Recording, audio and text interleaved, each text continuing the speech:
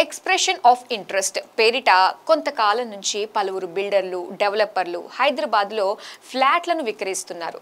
బయ్యల నుంచి చెక్కులను మాత్రమే తీసుకుంటున్నామని, వాటిని బ్యాంకులో సమర్పించడం లేదు కాబట్టి ఈఓఐ ప్రీ లాంచ్ కిందకి రాదని కొందరు బిల్డర్లు సమర్థించుకునే ప్రయత్నం చేస్తున్నారు. ప్రధానంగా కార్పొరేట్ బిల్డర్లు అయిన ప్రెస్టీజ్ ఎస్టేట్స్, గోద్రేజ్ ప్రాపర్టీస్ వంటి వారు ప్రాజెక్టులన్నీ ఈఓఐ కింద ఎక్కువ శాతం విక్రయిస్తున్నారు.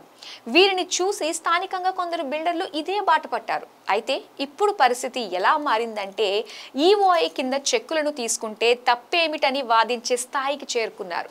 మరి ఇది ఎంతవరకు కరెక్ట్? టీజీ రెరా చట్టం ఏం చెబుతోంది? రెరా అనుమతి లేకుండా ఫ్లాట్లను విక్రయించడం నిషిద్ధం. అలా చేస్తే ప్రాజెక్టు విలువలో 10% జరిమానా విధించాలి. ఈఓఐ బిల్డర్లపై టీజీ రెరా ఎందుకు చర్యల్ని తీసుకోవట్లేదు?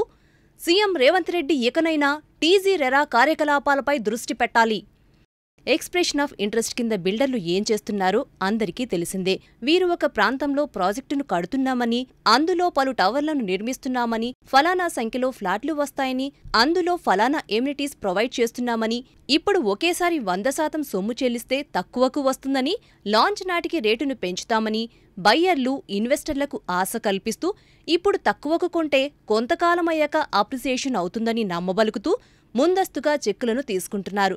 అంటే ఫలానా ప్రాజెక్టును కడుతున్నామంటూ కొనుగోలుదారులను అందులో కొనుక్కునేందుకు ఆహ్వానిస్తున్నారు. కాబట్టి రెరా అనుమతి లేకుండా ఫ్లాట్లను విక్రయించడం కిందకే వస్తుంది.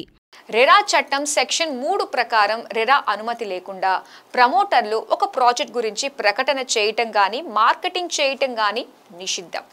ప్లాట్లు, ఫ్లాట్లను అమ్మటం కానీ, కొనేందుకు ఆహ్వానించడం కానీ రెరా చట్టం విరుద్ధం. కాబట్టి ఎక్స్ప్రెషన్ ఆఫ్ ఇంట్రెస్ట్ కూడా అదే కోవలోకే వస్తుంది. అలా చేస్తే అది పెద్ద ఫ్రాడ్ కిందకు వస్తుంది. కానీ ఎందుకో గానీ మన రాష్ట్రంలో రెరా ఆరంభం నుంచి ప్రీ లాంచ్ల మీద కానీ, ఎక్స్ప్రెషన్ ఆఫ్ ఇంట్రెస్ట్ మీద కానీ, ఫ్లాట్లు, విల్లాల్ని అమ్ముతున్న బిల్డర్ల నుంచి టీజీ రెరా ఎలాంటి చర్యల్ని తీసుకోవటం లేదు. వాస్తవానికి రెరా అనుమతి లేకుండా యూనిట్లను విక్రయించే డెవలపర్ల నుంచి రెరా చట్ట ప్రకారం ప్రాజెక్టు విలువలో 10% జరిమానాను విధించాలి. కానీ గత 7 ఏళ్ల నుంచి ప్రీ లాంచ్ డెవలపర్ల మీద జరిమానా విధించడాన్ని వేళ్ల మీద లెక్క పెట్టొచ్చు. Pre launch expression of interest కింద అనేక మంది బిల్డర్లు, డెవలపర్లు, ఛానల్ పార్ట్నర్లు, ఏజెంట్లు వంటి వారు ఫ్లాట్లను విక్రయిస్తున్నారని, ఇందుకు సోషల్ మీడియాను వేదికగా చేసుకుంటున్నారని ఫిర్యాదులొచ్చినా టీజీ రెరా మాత్రం పెద్దగా పట్టించుకోవట్లేదు. ప్రీ లాంచ్ ప్రాజెక్టుల మీద టీజీ రెరాకు ఎందుకంత సాఫ్ట్ కార్నర్ ఉందో అర్థం కావట్లేదని పలువురు నాయకులు అభిప్రాయపడుతున్నారు. ఒకవేళ రెరా దృష్టిలో ఈఓఐ కరెక్టే అనుకుంటే బాహాటంగా ఒక ప్రకటన విడుదల చేస్తే సరిపోతుంది. దీంతో ప్రతి ఒక్క బిల్డరు ఈఓఐ కింద ఫ్లాట్లను విక్రయిస్తారు. అలా కాదని కొందరు మాత్రమే ఈఓఐ కింద ఫ్లాట్లను విక్రయించడం, అయినా వారిపై ఎలాంటి చర్యల్ని తీసుకోకపోవడం ఎంత దుర్మార్గమో అనుకోవాలి.